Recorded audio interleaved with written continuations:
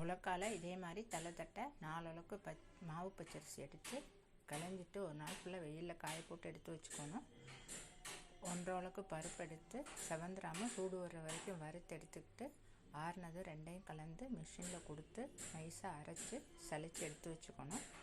அதிலேருந்து தேவையான அளவு மாவை எடுத்து ஒரு அளவுக்கு மாவுக்கு கிட்டத்தட்ட 1 டம்ளர் தண்ணி எடுத்து அதில் தேவையான அளவு உப்பை போட்டு கரைச்சிட்டு மாவில் கொஞ்சம் கொஞ்சமாக ஊற்றி பிசைஞ்சிட்டு கடைசியாக சூடான எண்ணெய் ஒரு குளிக்கரண்டி அளவு ஊற்றி நல்லா பிசைஞ்சு உருட்டிட்டு உரலுக்கு தகுந்த மாதிரி சின்ன சின்ன உருண்டையாக உருட்டி வச்சு காஞ்சி போயிடாமல் ஈரத்துணியை போட்டு மூடி வச்சுக்கணும்.